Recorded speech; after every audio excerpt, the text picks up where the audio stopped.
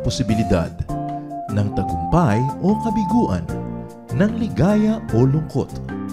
Kaya marapat lamang na tanggapin si Jesus bilang tagapagligtas at Panginoon. At matapos yun ay panariwain ang katapatan at paglapit sa Kanya bawat araw o day by day.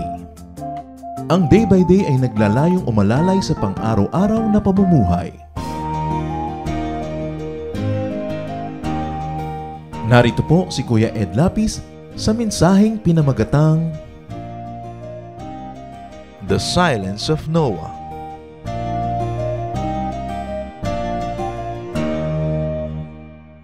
Ito pong ating ninuno na si Noah ay ating naaalala at kilala dahil siya ay nakaligtas sa napakalaking baha na sumira ng lahat ng buhay. At siya ay kilala rin, natatandaan natin sa paggawa niya ng tinatawag na ark o sasakyang pangtubig. Though it is not designed to navigate, it's only designed to float. So Noah is remembered for having survived the flood and for having made the ark. But he must also be studied for what he did not do. And it's very interesting to study what he did not say. The silence of Noah has so much to teach us. Heavenly Father, thank you that you are a God who speaks. Thank you that the Bible speaks. And we be able, O God, by your empowerment, to know more and to be more like you. Forgive us our sins, cleanse us, O God. Linisin niyo po kami at patawarin at pagkalooban niyo ng karunungan upang maunawa ang mga hiwaga ng iyong salita, maging ang hiwaga ng pagkatao ng napakaraming karakter sa Bible. Turuan niyo kami, Lord, na sa pag-aaral ng iyong salita ay may matutunan para sa aming personal na pamumuhay at nang sa ganon, patuloy kaming maituwid at mapagpaliwanagan ng iyong karunungan. We ask you, Father, to be the speaker, lead us. May your voice be heard. We surrender our voice to you, God, and ask you, speak to your people. We will be silent before you. Let your Spirit teach us. Protect us from lies and falsehood. Move in our midst. Heal us. Teach us. Empower us. In the name of Jesus, our Lord, our Savior, our teacher and friend, we ask. Amen. The silence of Noah. Genesis 6, 5-7.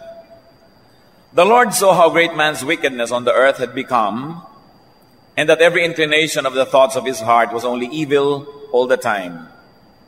The Lord was grieved that he had made man on the earth, and his heart was filled with pain. So the Lord said, I will wipe mankind whom I have created from the face of the earth, men and animals, and creatures that move along the ground, and birds of the air, for I am grieved that I have made them. Isa pong nakakagulat na development sa Genesis, ika-6 na chapter pa lang, ay napakalaking pagbabago na ang mangyayari sa daigdig. Nakita ng Panginoong Diyos ang patuloy na pagsama ng tao at ang talamak na kasamaan, kaya siya'y nagpasya na tapusin ang buhay ng lahat at wakasan ang pag-inog ng daigdig the way it was originally designed. So there was a reversal of the it is good statements of God in Genesis 1 and 2. And we see here, although it is unsaid, that God finds something not good about creation. Man, created in God's image, is now found to be full of evil. Yan ang nangyari. Ang tao na dinisenyo upang maging makadiyos ay napuno ng mga bagay na nagpalungkot sa Diyos. God now grieves and aches in His heart for having made man. Ikinalungkot, labis na ikinalungkot ng Diyos ang pagkakaganito ng kwento ng tao. And God Creator now plans to destroy what He made. This is a very big departure. Because when Genesis opens, we see a creative God. Now, God would like to destroy what He created. At yung mga sinabi niya, it is good, and God saw that it is good. Now, God sees something horrible to the point that He would move to exterminate all life on the planet. Genesis 6, 8-9. But Noah found favor in the eyes of the Lord. This is the account of Noah.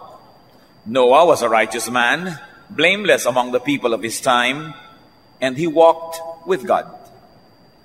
Meron naman daw isang exemption, isang bukod tangi. At sinabi dito, Noah was righteous. Matuwid daw. Wala ka daw maisisi at sumusunod sa Diyos. Matapos yung atin pong recorded favoring of Abel's gift, ito na naman ang isang kasunod favored by God, Noah. Matapos sabihin that he was righteous and blameless and he walked before God, there's nothing else that was mentioned about why he was favored. That was all. We have no idea about his righteousness, and the Bible is silent what substantiated his righteousness. Genesis 6:13-14. So God said to Noah, I'm going to put an end to all people, for the earth is filled with violence because of them. I am surely going to destroy both them and the earth. So, make yourself an ark of cypress wood, make rooms in it, and coat it with pitch inside and out. Sabi niya, lulunurin ko ang daigdig. So gumawa ka ng sasakyang lulutang at siguraduhin mo magiging waterproof. Kulapulan mo at punuin mo ng pang-waterproof na material, which at that time was pitch, a byproduct of oil. Genesis 6:17-18 and 21. I am going to bring flood waters on the earth to destroy all life under the heavens, every creature that has breath of life in it. Everything on earth will perish. But I will establish my covenant with you, and you will enter the ark, you and your sons, your wife and your sons' wives with you. You are to take every kind of food that is to be eaten and store it away as food. Sapagkat itong magiging baha ay matagal, kailangan na hindi ka lang lumutang, kundi pagdating ng panahong nagutom ka, may kainin ka pa habang lumulutang ka. Sabi, kailangan isakay ninyo ang lahat ng kakailangan ninyong pagkain. At alam natin na pinasakay din ng pares-pares sa mga hayop para maisama doon sa malaking-malaking sasakyan. So inside the ark, Noah and his family would be safe. Noah and his family would be well provided for. Sabi, huwag kang mag-alala, di kayo magugutom. Hindi lang kayo sa hindi malulunod, malayo pa kayo sa gutom. At walang dapat ikalungkot, ang buong angkan ninyo ay kasama. Genesis 7:17-20-21. For 40 days, the flood kept coming on the earth. And as the waters increased, they lifted the ark high above the earth. The waters rose and covered the mountains to a depth of more than 20 feet. Every living thing that moved on the earth perished. Birds, livestock, wild animals, all the creatures that swarm over the earth, and all mankind. Kagimbal-gimbal ang nangyari, hindi tumigil ang pagtaas ng tubig. Minsan nararanasan natin yan, ang huli nating encounter with a super typhoon ay Milenyo. Di ba kayo ninervyos? Kahit natibay-tibay ng bahay nyo, no? Sandali lang yon, ilang araw. Ito, mahigit ng 40 araw, walang humpay ang pagtaas ng tubig. At lumubog daw ang mga pinakamataas na bundok at sukat na sukat pa, mas mataas sa pinakamataas na tuktok ng bundok pa ng 20 feet ang baha. Nobody would survive. So imagine the horror outside the ark. Nung nagsisimulang tumaas ang tubig, nung nagsisimulang lumubog ang mga bahay, ang mga puno na pinanganyapitan ng mga tao, ang mga bundok na kanilang nilikasan ay naglulubugan na, gaano karami ang nagtangka na lumungoy at lumapit doon sa ark na ito, na ang pagkakadesenyo hindi mo pwede sampahin. Dahil ang dulas-dulas, dahil binalutan ng pitch, ng grasa, binalot ng grasa ang buong paligid nito. Lalo't pagod na pagod ka ng lumangoy, wala ka ng lakas para sampahin ito. Kung napanood nyo yung pelikulang Titanic, nung lulubog na ang barko, lahat ng mga economy class ay ikinulong para yung mga first class ang makasakay doon sa mga lifeboat. Bakit? Kung hindi lang ikukulong economy, lahat yung lalangoy patungo doon sa konting lifeboat, lulubog lang ang lahat. So minabuti nilang ikulong yung mga taong economy ang ticket. Alam niyo siguro ang moral lesson kung sasakay kayo ng barko. So, there was a terrible horror outside the ark. And after a timeless, horrific, dark stretch of time, Genesis 8:15 to 17 continues with the story. Then God said to Noah, "Come out of the ark, you and your wife, and your sons and their wives. Bring out every kind of living creature that is with you, the birds, the animals, and all the creatures that move along the ground, so they can multiply on the earth and be fruitful and increase in number upon it." Matapos ang mukhang walang hanggan, alam kasi nating 40 days yung baha, so alam natin kung kailan matatapos. Pero doon sa mga tao na nandun nung nangyayari ito, di nila alam kung kailan ito matatapos o matatapos pa. Iba yung horror pag hindi mo alam. Pag binabalikan mo na lang, wala na yung takot kasi alam mo namang natapos eh. Like lumindol, natakot kami lumindol, pero tapos na, buhay ka pa. Hindi mo pwedeng i-compare yun sa feeling mo nung nandun ka habang lumilindol kasi hindi mo alam kung you will live to tell the tale. So grabe ito, at hindi lang 40 days yan kasi 40 days bumaha. Ang tagal pa bago humupa yung tubig syempre. At insan, sabi ng Diyos, "O sige, maglabasan na kayo dyan. Sumadlak na ang inyong sasakyan sa ibabaw ng isang bundok. Pakawala na ang mga hayop. Life on earth, part 2. Paramihin uli ang mga yan at simulan ang lahat." Genesis 8:20 to 21. Then Noah built an altar to the Lord, and taking some of all the clean animals and clean birds, he sacrificed burnt offerings on it. The Lord smelled the pleasing aroma and said in his heart, "Never again will I curse the ground because of man, even though every inclination of his heart is evil from childhood. And never again will I destroy all living creatures as I have done." Pagkalabas ni Noah, gumawa siya ng isang maliit na dambana at siya ay nagsunog ng mga karne ng hayop doon upang ialay sa Diyos. Labis namang ikinatuwa ng Diyos ang amoy ng masarap na barbecue ito at tinanggap niya at sinabi niya, "Hindi ko na uulitin ang bagay na ito. Kahit pa masasama ang tao, masama pa kahit bata pa lang ay may kasamaan na, hindi ko na gagawin uli ang lunurin ang lahat."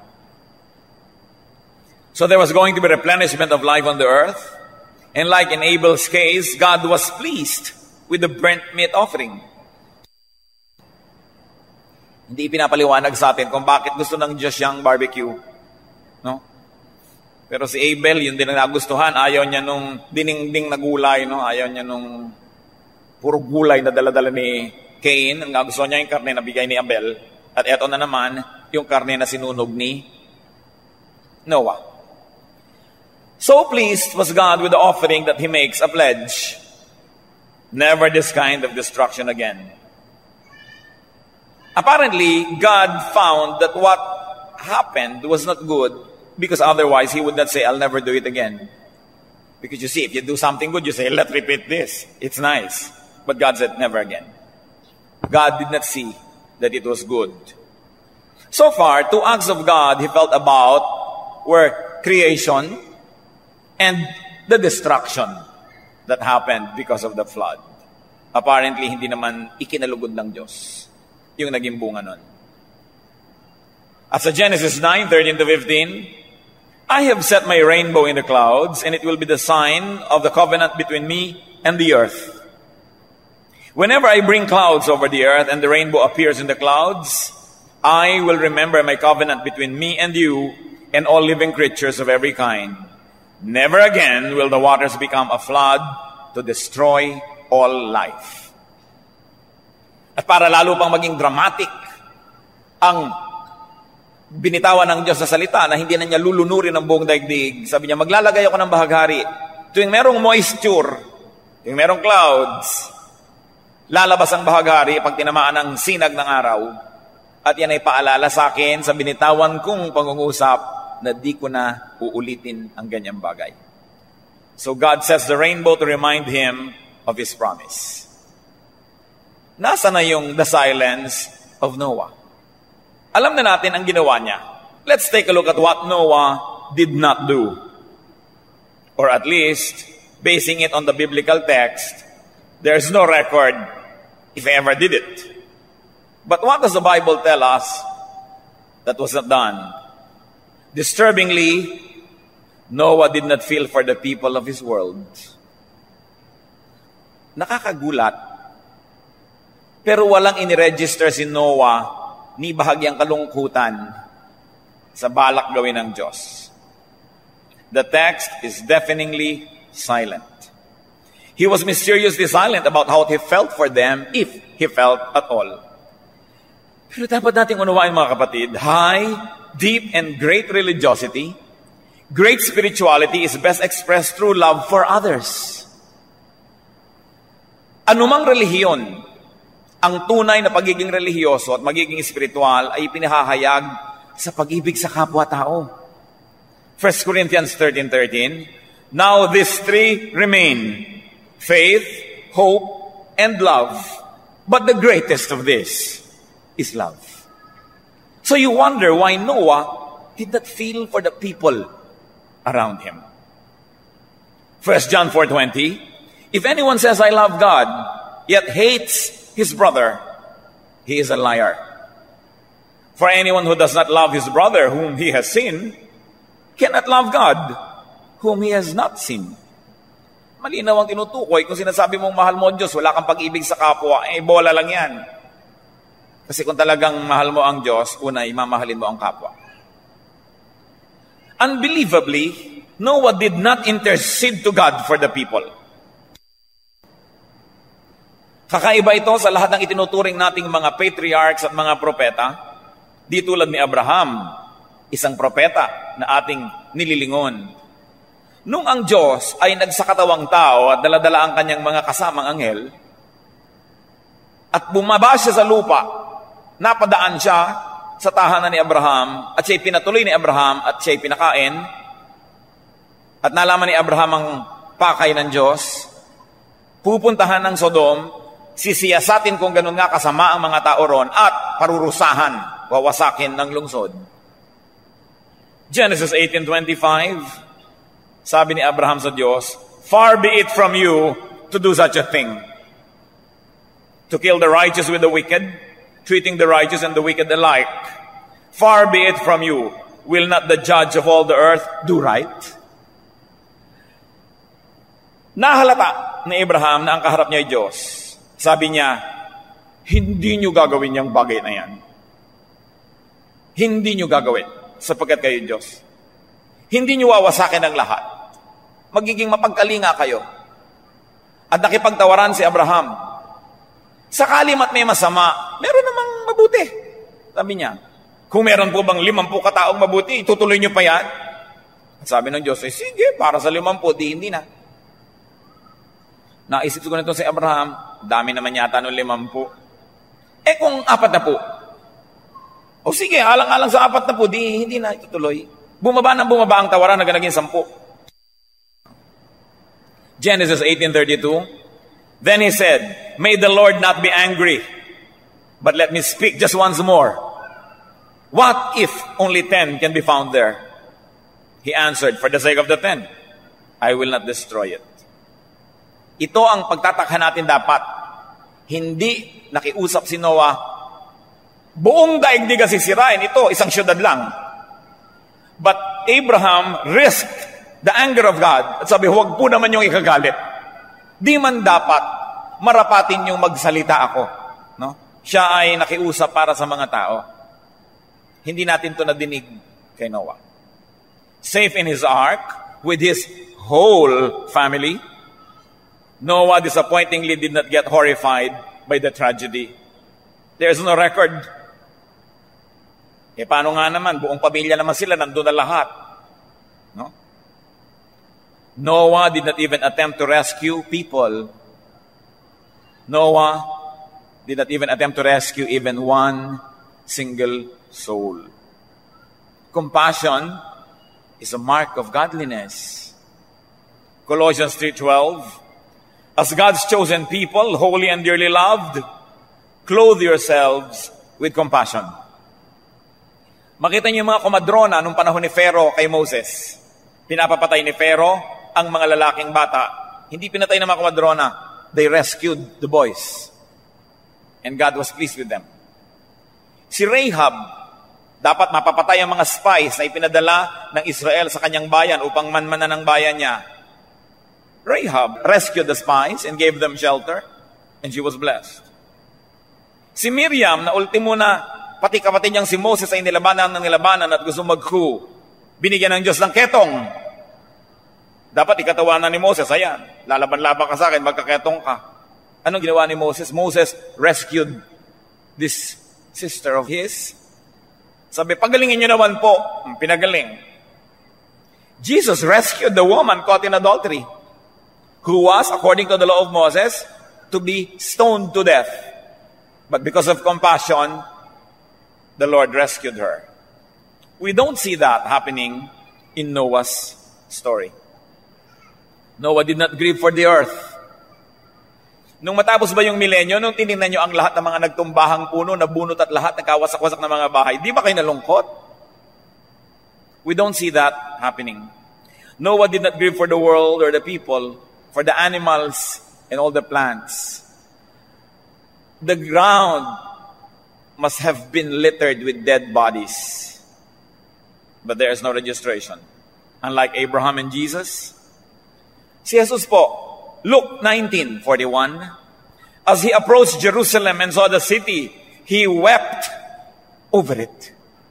Hindi pa nagunaw ang Jerusalem, hindi pa patay yung mga tao, nakita lang niya at naalala niya kung gaano kakawawa ang mga tao dahil sa mga hirap na dinadala.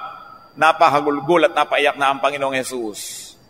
Lumabas si Noah, and there is no record of how he felt.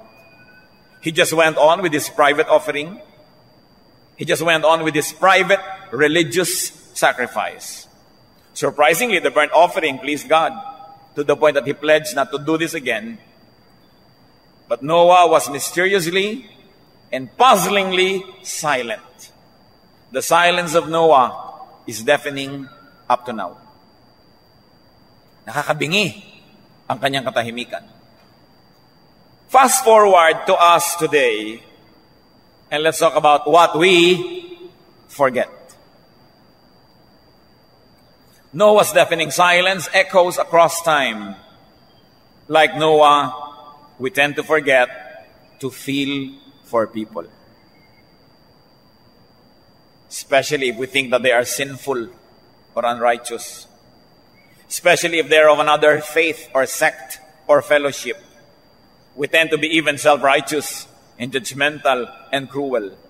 And we blame people for their miseries. Kaya natin pinag-aaralan ito, baka unconsciously, nagiging modelo ng iba ang silence ni Noah. Di bali nang lumubog sila, makasalanan naman eh. Noong 9/11, sa Amerika, na napakaraming namatay dahil sa mga tinatawag nilang terorista, nagluksa ang mundo. Ipinagluksa nyo ba yung mga terorista? Did we feel bad about these people who caused it to happen? Or say, buti nga namatay sila, kulang pa sila. Baka malanowa na yung ganong attitude. Kasi ang tao ay tao, ano man ang kanyang relihiyon, ano man ang kanyang pananalig, siya ay mahal din ng Diyos. Meron ba ni minsang nalungkot? Kung meron kayo isang pinsan na napahamak ng napahamak, kasi alembong naman siya, buti nga sa kanya, kaganyan-ganyan. Kung meron napahamak ng napahamak, ang tigas kasi ng ulo niya. Ayan, ganyan talaga nangyari. Nagkakaroon tayo ng ganyang attitude, mga kapatid, kaya natin ito pinag-aaralan. Kung iniisip mong righteous ka at yung iba unrighteous, di bali na silang lumubog. Nawawalan tayo ng pag-ibig. Nawawalan tayo ng pangunawa. Binubulag tayo ng katotohanan that we think they deserve their misery and we deserve the blessings that we enjoy. And we blame people. Because when we blame people, we become free from responsibility. Pagka nasabi mo, ganyan naman siya kasi matigas ang ulo. Hindi ka nag-aral nung araw, hindi ka nag-graduate, maghirap ka sa buhay mo. Yung ganun mga attitude ng mga kapatid, nawawalan ka na ng pananagutan na tulungan ng kapatid mo dahil siya ang may kasalanan yan. Yung nagtatago tayo sa ganito. Mali ka kasi, dapat sa'yo ganyan. Siguro sa ungodly people, pwede mong maintindihan yan. Pero sa magsasabing mga anak sila ng Diyos, Sinong model? Si Jesus. He wept for Jerusalem. He interceded for the woman caught in the act of adultery. Kung tayo kaya yung sabihin natin, pasensya ka. Buntot mo, hilahin mo. Mga attitude ng mga tao. Jesus modeled empathy and compassion. Romans 12:15, mourn with those who mourn. At hindi sinabi, only if they are righteous. Dahil ang totoo, there's not one righteous, not even one. Like Noah, we may forget to intercede for people. Kung kayo, supervisor, ipinatawag kayo ng manager, tanggalin mo si ganito, tanggalin mo si ganyan, tanggalin mo si ganon. Yes, sir. Basta hindi ikaw ang tinatanggal. Or will you intercede for people? Sir, wag po kayo magalit. Baka meron tayong pwedeng konsiderasyon na ibigay kay ganito kasi po gano'n naman siya, ganito siya. Alam niyo, pag meron kayong pananagutan, meron kayong mataas na posisyon, pananagutan din yun para alagaan ang inyong mga pinangungunahan. Like Abraham, he interceded for the people. Takes risks to intercede for the people. Romans 15:1, we who are strong ought to bear with the failings of the weak and not to please ourselves. Kung may lakas man tayo at kapangyarihan na hindi lang para sa sarili, kundi yan ay nakalaan para sa higit lalong mga mahihina. Yan ay binibigay sa ating pananagutan ng Diyos. We are to intercede for others. Nung gusto ng Diyos na patayin na ang mga Israelita, ang titigas ng ulo, matapos silang lumabas sa Ehipto, pinapatuka na sila sa ahas, mamatay kayong lahat dyan. Exodus 32:11, yung biktima ng katigasan nila ng ulo, si Moses. But Moses sought the favor of the Lord his God. O Lord, he said, why should your anger burn against your people, whom you have brought out of Egypt with great power and a mighty hand? Why should the Egyptians say, it was with evil intent that he brought them out, to kill them in the mountains and to wipe them off the face of the earth? Turn your face, turn from your fierce anger, relent, and do not bring disaster on your people. Sabi ni Moses sa Diyos. Verse 14, then the Lord relented and did not bring on his people the disaster he had threatened. Sabi ni Moses, inilabas-labas niyo sa Ehipto ang mga tao. Ang ganda-ganda ng paglabas doon. Tapos, papatayin niyo lahat sa disyerto. Di na pag-usapan tayo. Sasabihin nila, nilabas-labas niyo, papatayin niyo lang pala yan sa labas. Sabi, mga anak niyo ito. Maghunos dili kayo. Huwag niyo yung gawin. At anong sabi ng verse 14? The Lord relented. Pinagbigyan niya si Moses. Alam niyo mga kapatid, napapakiusapan ng Diyos. Napapakiusapan. Napakasarap na napapakiusapan siya. So kung meron kayong mga kinakainisan, matitigas ang ulo, imbes ipakiusap niyong, patayin niyo na po. Madapa sana. Ba't di nyo ipakiusap na mabless? Ba't di natin ipakiusap na magkaroon ng ginhawa? Dahil baka pag guminhawa, yumaman, sumikat, lumusog, baka bumait. At kung hindi pa man, dahil hindi naman mababait talaga itong mga tao to, kulit-kulit ipakiusap. Sa palagay nyo ba, ikagagalit ng Diyos na nakikiusap kayo para sa inyong kapatid? Walang magulang na mamasamain ang kanyang anak na nakikiusap para sa kapatid. Kahit pa nga ang gustong baligtarin, yung pasya ng magulang, huwag naman po nating itakwil. Huwag niyo namang ipuwera sa listahan ng mana. Huwag niyo namang tigilin sa pag-aaral. Ganyan ang kapatid, nakikiusap. But like Noah, we may forget to be horrified by what happens to others. May kirot pa ba kayang nadarama pag nakakakita kayo ng mga tao na tutulog sa lansangan? O ang tingin nyo sa kanila kalat? May hapdi pa ba pag nakakakita kayo ng mga taong puro putik ang buong katawan at buhok? May nararamdaman pa ba tayo na sakit ng kalooban kung nakakita ka ng mga bata na nagkalat sa lansangan? Kung minsan namamanhid na tayo sa pagdurusa ng iba, hindi na natin nararamdaman.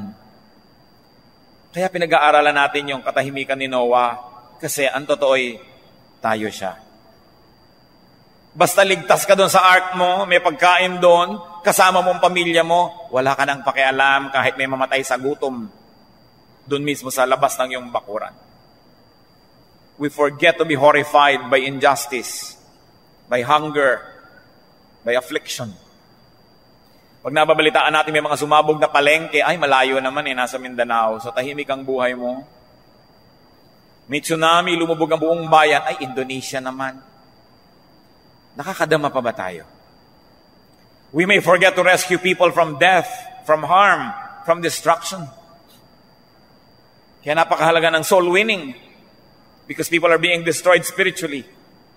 Napakahalaga rin ng ating mga kuya cares because people are being destroyed by disease. People are being destroyed by hunger. Dapat napakahalaga ng ating mga counseling because people are being destroyed by family problems, by emotional problems.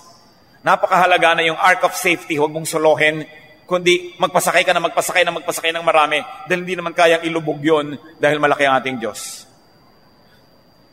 Jude 1:23, snatch others from the fire and save them. To others, show mercy. Baka naman ang sarap-sarap ng buhay nyo, tapos yung mismong mga kapatid nyo at pamangkin yung buo, hindi nyo natutulungan. Mga pinsan ninyo, hindi nyo na natutulungan. Bagamat kumisa nakaka-phobiang tumulong, pero tumulong na rin. James 5:20, remember this, whoever turns a sinner from the error of his way will save him from death and cover a multitude of sins. Kesa tayo'y magmadali na husgahan ng isang nagkasala, at sumang-ayon sa nangyari sa kanyang dilubyo, gawin natin ang magagawa ng isang tunay na anak ng Diyos. Sagipin ang tao, turuan kung makikinig, tulungan kung may pangangailangan. Hindi yun ikakagalit ng Diyos. Like the silence of Noah, we may forget to grieve for the world.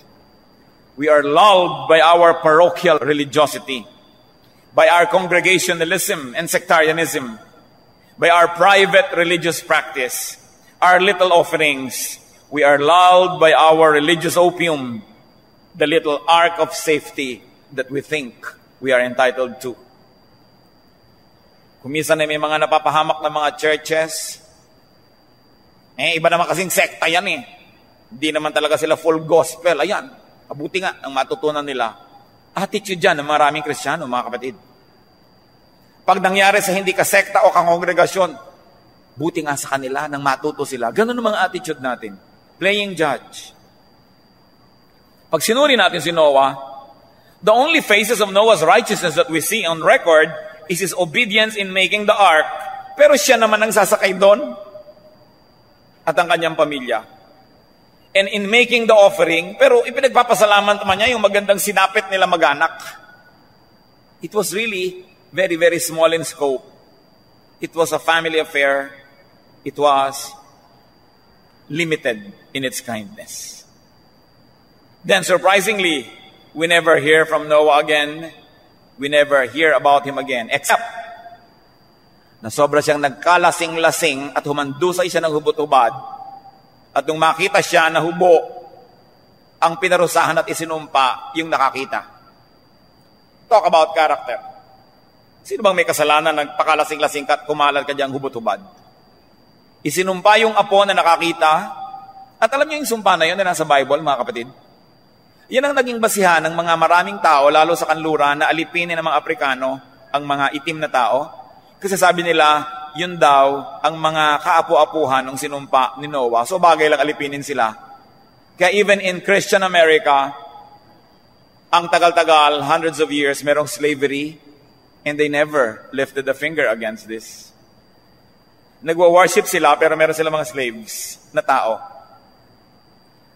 Mga kapwa-tao na hinuhuli na parang mga hayop, hinahagisan ng mga lambat, isinasakay sa mga barko, ninanakaw mula sa kanilang sariling tahanan at ginagawang alipin sa mga pataniman nila ng mga Kristiyanong mga tao.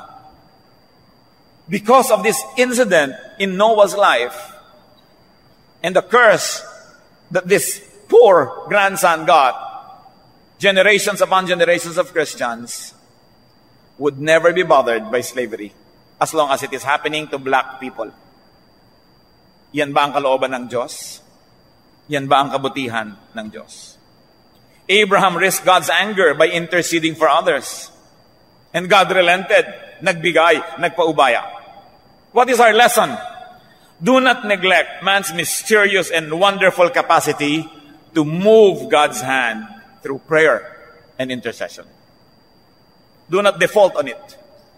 Huwag ninyong pababayaan yung makapangyarihang dinudulot ng panalangin. Na ang panalangin ay nagpapalubag sa loob ng Diyos at maging ang pinagpasyahan niyang gawin ay nababaligtad pa sa pamamagitan ng panalangin. Panalangin taos-puso at panalangin nagmumula sa pag-ibig sa kapwa. Hindi panalangin makasarili, hindi panalangin mayabang, kundi panalangin that appeals to God's love. Because God can be angry, but His anger doesn't run forever. It doesn't last. Because God is God of love. And when you appeal to His love, He cannot resist that appeal because He's really loving. So kung pipili tayo na magagalit o iibig, doon na tayo sa umibig kasi yun ang talagang karakter ng Diyos. Kung ipapanalangin natin ang isang tao sa Diyos, huwag lang yung magalit ang Diyos sa Kanya, kundi yung ibigin siya ng Diyos dahil mas madali sa Diyos na gawin yun. Dahil siya ay Diyos na may bigin. Noah's story can become many religious people's excuse for not empathizing with others. Maaring ito ang maging dahilan kaya yung mga iba ay nagbibingi-bingihan sa pangangailangan at sa mga karukhaan at sa mga kahirapan ng iba. Sasabihin nila, si Noah nga, nung isara niya ang pinto, tapos ang kwento, walang lalabas, hindi tapos ang bagyo. So long as they are saved, so long as they are safe in their religious arks, many people are callously unconcerned with others. Ezekiel 33 verse 6. But if the watchman sees the sword coming and does not blow the trumpet to warn the people, and the sword comes and takes the life of one of them, that man will be taken away because of his sin, but I will hold the watchman accountable for his blood. Sabi, pag mayroong dapat ay magbigay ng babala sa mga taong mapapahamak sila at hindi nagbigay ng babala, siya ang mananagot sa bawat buhay na mawawala. Those in the ark of safety should be kinder and more helpful. If you think you are in the right church, if you think you're in the right religion, in the right faith, don't take pride in it. Don't be self-righteous. Don't be judgmental. But be kinder and more helpful to people. Especially those that you think are lost. Those who are endowed with health, wealth, good graces, peaceful lives, and a good name must be kind to those who do not have it. Kailangan nating balikan, sariwain yung ating pagkatao. Yung pagiging tao na ating naipapahayag sa pakikipagkapwa-tao. Na nadadama natin ang nadadama ng mga kapuspalad. Nadadama natin ang lungkot ng mga magulang na nagkakamali ang mga anak. Na hindi na tayo tutulong pa sa paghusga, kundi tayo tutulong na maiayos ang mga gumugulong buhay. Those who are blessed can be more helpful and supportive and loving. Sabi ng Panginoong Jesus, John 15:14, "You are my friends if you do what I command." And what is the commandment of Jesus? To love one another. To love one another. We are not sure if Noah actually did good things and tried to save people and tried to intercede, but as the records go, hindi niya yun ginawa. So ginawa niya man at hindi, huwag na yun ang pag-isipan natin ngayon. May posibilidad namang ginawa niya, kaya lang hindi naka-record. Pero ba't hindi naman in-record? Napakahalagang bagay yun para i-record, no? Mas malaki yung tendency isipin mong hindi nga ang ginawa. Pero tapos na ang kwento niya. Tayo na ngayon ang nakasalang. Huwag nating gawin ang ganong pananahimik. We must speak for the oppressed. We must nurse the wounded. Sabi ng isang kaibigan ko, we Christians are a unique people because we are the only people who kill our wounded. Nakita mo yung mga kapatiran natin nagkamali, they fall, what do? We kill them. We don't nurse them to health. Pag-uusapan, kakawawain, ititiwalag. Sabi niya, we kill our wounded. That should not be. Compassion is the hallmark of all great religions. Compassion is the hallmark of any spiritual person, no matter what the religious label. Aming Diyos, suriin niyo nga po kami.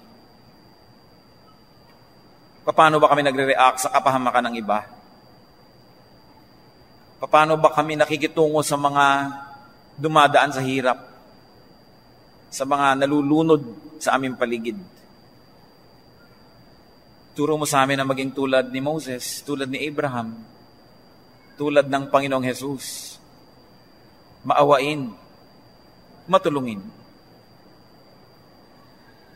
Pakita mo sa amin, Panginoon, ang mga maganda, tama namin ginagawa because of your enablement. And we thank you for that, O God. Pero ipakita nyo rin kung meron kami mga pagkukulang. Kung kami nagiging manhid sa dapat sanay na darama naming mga hapdi dahil sa nangyayari sa aming kapwa. Buhayin mo ang espiritu mo sa amin. Espiritong mahabagin, mapagpakumbaba, matulungin. At nang masabi nga ng ganap na kami itinatahanan ng iyong espiritu. Kung meron kami nagiging mga kalupitan sa aming kapwa, nakikita na namin nahihirapan, hindi na namin tinutulungan, ikinukutya pa namin o sinisisi pa. Patawarin mo kami, O Diyos. Ipakita mo sa amin ang higit lalong mabuting paraan ng pamumuhay. Sa ilang saglit, mga kapatid, makipagtuos tayo sa Diyos. Makipagniig tayo. Pasuri tayo sa Espiritu na malaman natin ang ating kalagayan. Yumuko sa presensya ng Diyos. Be silent before the Lord and let the Spirit lead you to personal discoveries and to personal realizations. At habang nakayuko ang mga kapatiran, nais ko pong may panalangin. Kung nais niyo ang buhay niyo ilaan sa Panginoon, na kayo'y magiging daluyan ng pagpapala, kabaitan, kabutihan, nais kong tumayo kayo, we're going to dedicate your life. We're going to dedicate ourselves. Sino sasabihin, Lord, I stand up. Gusto ko pong maging daluyan ng pagpapala niyo. Gusto kong maging paraan para maging mabuti sa kapwa, hindi maging masama. Gusto ko pong maging blessing sa kanila, hindi curse. Gusto kong maging maunawain, hindi yung mapanghusga. Gusto ko yung kabaitan nyo dumaan sa akin at maparating ko sa kanila. Amang Diyos, ikalugod nyo po at tunghayan ang pagtayo ng mga anak nyo. Itinatalaga ang buhay na daluyan ng inyong kabaitan at kabutihan. Nawa, O Diyos, ipakita mo sa amin ang mga kahinaan at turuan mo kaming palakasin ito. At lalo mo pang palakasin ang aming mga kalakasan na. At nang sa ganon kami maging mga mabisang instrumento sa iyong kamay. As these people, as we stand before you, O God, we dedicate our lives that we will be agents of peace and not war. That we will give people food and not hunger. That we will give understanding and not judgment. That we will be kind and compassionate. Enable us, O God, to do this.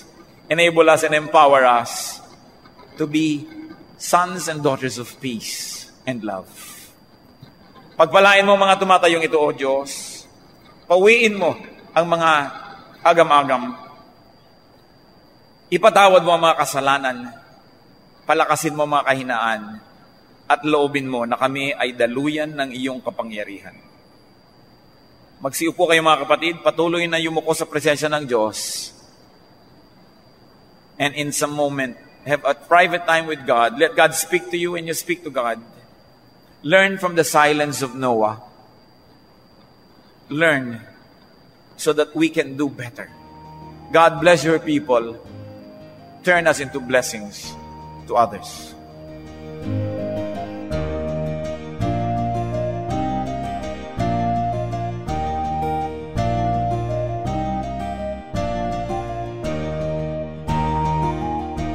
Ang katatapos pong mensahe ni Kuya Ed Lapiz ay pinamagatang The Silence of Noah.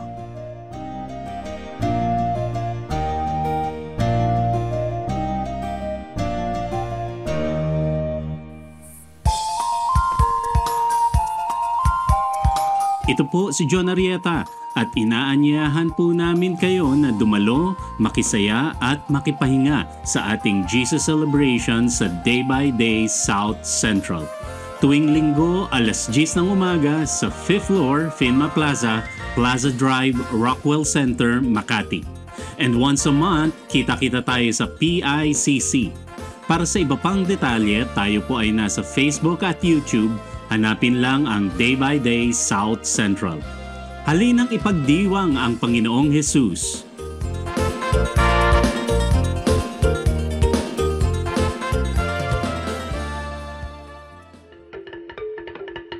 Dumako po tayo sa mga hiyas ng bayan, mga kayamanan po ng ating lahi, ng ating lipi na maaari nating pagyamanin, kilalanin at itampok. At ito po ay atin ding ipamana sa mga darating pang henerasyon. Ang atin po ngayong itatampok na hiyas ng bayan ay ating mga kasabihan. Marami po tayong magagandang mga kasabihan. At bakit po kayamanan ng bayan ang mga kasabihan? Sapagkat ito po ay mga karunungan na naipon, sinala, niliglig, binuo ng panahon. Sa tagal ng ating mga karanasan bilang isang bayan, bilang mga mamamayan, bilang tao, ang ating po mga ninuno ay nakabuo ng mga salawikain na nakabase sa mga mahahaba, matatagal at malalalim na mga karanasan. Kaya dapat lamang namang pahalagahan ang mga kasabihang ito sapagkat hindi naman tayo basta-basta makakaimbento ng kasabihan sa loob ng isang araw o isang linggong karanasan. Kailangan po ang mahabang pag-oobserba sa buhay, pagdidili-dili, at pagkatapos po ay pagbubukas ng isip. Ang atin pong kasabihan na itatampok sa araw na ito ay galing sa Katagalugan, ang kahoy na likot baluktot, hutukin hanggang malambot. Kung lumaki at tumayog, mahirap na ang paghutok. Talaga nga naman po, tamang-tama. At ito po ay galing sa UP Cultural Dictionary for Filipinos ni Thelma B. Quintanar at mga kasama. Uulitin ko po ang kasabihang ito. Ang kahoy na likot baluktot, hutukin hanggang malambot. Kung lumaki at tumayog, mahirap na ang paghutok. At siyempre, ito po ay hindi naman talaga tungkol sa mga kahoy ang pinag-uusapan. Bagamat napakaganda po nung nakikita natin dito na imagery. Yung kahoy nga naman na puno habang maliit pa lang at malambot pa ang mga sanga at malambot pa ang katawan at medyo likuyan o baluktot o kung saan-saan pumupunta kayang-kaya pa nating hutukin, lagyan ng suhay, at iurong dito o kaya ay patigasin sa ganong patungong direksyon. Subalit kung yan ay malaking-malaki na at punong-puno na, hindi na natin yan pwedeng maiba. Dahil matigas na at mataas na, baka hindi pa natin maabot. At ito po naman siyempre yung metaphor na ito ay may kinalaman sa pagpapalaki ng mga bata, sa paghubog ng kaisipan, sa paghubog ng mga paniniwala at mga pagpapahalaga. Napakahalaga ang pagtuturo sa bata ng mga konsepto ng tama at mali, ng maganda at ng mga hindi maganda habang ang tao ay bata pa, habang ang kanyang isip ay mura pa, at habang siya ay masunurin pa, habang siya ay dependent pa at umaasa pa sa kanyang mga magulang o sa mga matatanda, habang siya ay teachable and impressionable, ay kailangan na dumating tayo sa talagang masusi at seryosong pagtuturo. Napakahalaga na turuan ng mga bata sa tamang panahon. Huwag po nating ipaurong-urong ang pagtuturo sa mga bata. Pag kami mga itinatanong, huwag natin sabihin, bata ka pa, hindi mo pa malalaman yan, saka na, pagtanda mo na. O kaya, ano ba, kabata-bata mo, ang dami mong tanong, malalaman mo rin yan pagtanda mo. Kailangan po maingat tayo sa pagsagot sa mga tanong. Ibigay po natin ang mga sagot na tumpak at tama. At itrato natin ang mga bata na parang matanda kung ating kausap. Igalang din natin sila at bigyan natin ng mga tamang paliwanag. Tandaan po natin ang pagbabantay, ang pagtuturo, ang paghuhutok sa mga mumunting mga bata. Yan po ay magkakaroon ng panghabang buhay na epekto sa kanilang buhay. Kaya isa pong mahalaga na paalala rin sa ating mga magulang, bigyan natin ng oras ang ating mga anak, bigyan natin ng panahon na mahutok yan sa tama, sapagkat kapag malaki na, mahirap na po yan na ibahin pa. Kaya ilapit natin sa Panginoon habang maaga, palakihin natin ang may takot sa Diyos, palakihin natin na kasama ay mga mananampalataya, nadidinig ang salita ng Diyos, mga Kristiyanong awitin, at nang sa gayon, ang batang ito ay lumaking nasa tamang direksyon. Sabi rin po yan sa Bible, train up a child in the way he should go, and when he is old, he will not depart from it.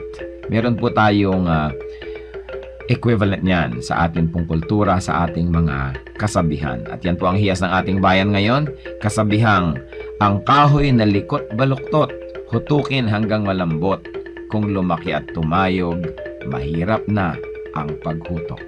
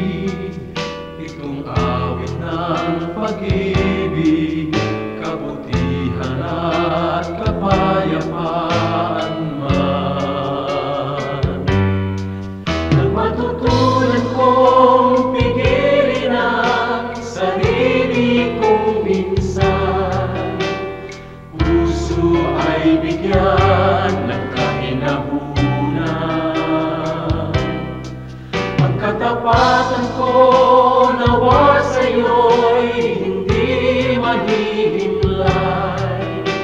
Mapagtigis na puso, kabaitan ng taglay. Bunga ng Espiritu, mayroon ka ba sa buhay mo?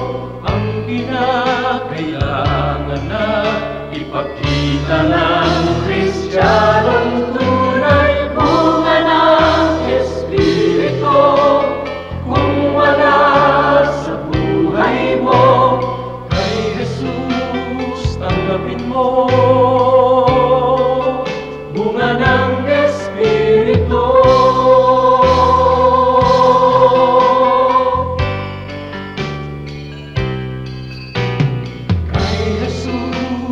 Tanggapin mo, bunga ng Espiritu.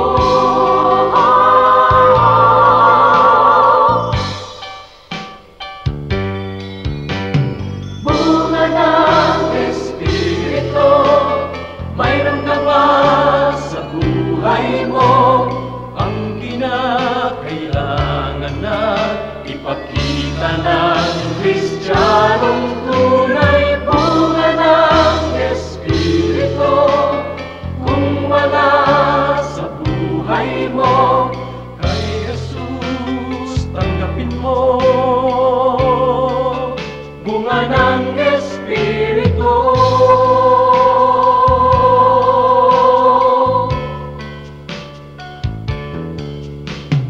Kay Jesus tanggapin mo.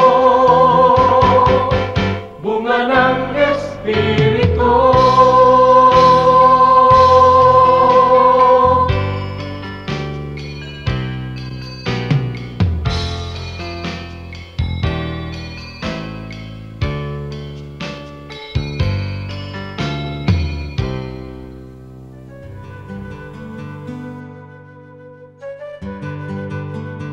Bakit matamis ang spaghetti ng Pilipino? Yung spaghetti naman talaga maasim yan eh. Sinisikmura naman ang Pilipino kung kakain nun. So anong gagawin niya sa spaghetti? Tatamisan niya, ibabagay niya sa kanyang panglasa. Akala ng mga tao westernized ang Pilipinas. No. Westernization is just a thin veneer. When you scratch on that very thin surface, you will find the indigenous Filipino alive and kicking. Tulad ng spaghetti. Iniiba natin ang mga dumarating. Pinababagay natin sa ating panlasa And it is a tool to survive. And sometimes not only to survive, but also to prevail. So, gusto nating matamis ang spaghetti, tamisan. Pinoy eh.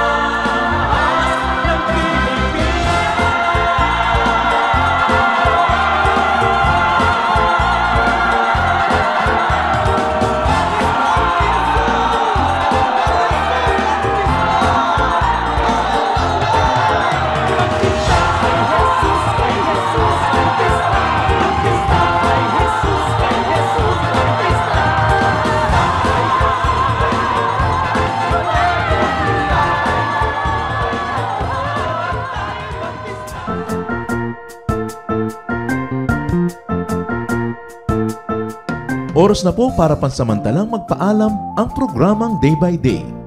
Tayo po'y magsama-sama tuwing ika-6 hanggang ika-7 ng umaga, araw-araw. Magandang umaga po at mabuhay ang Panginoong Hesus!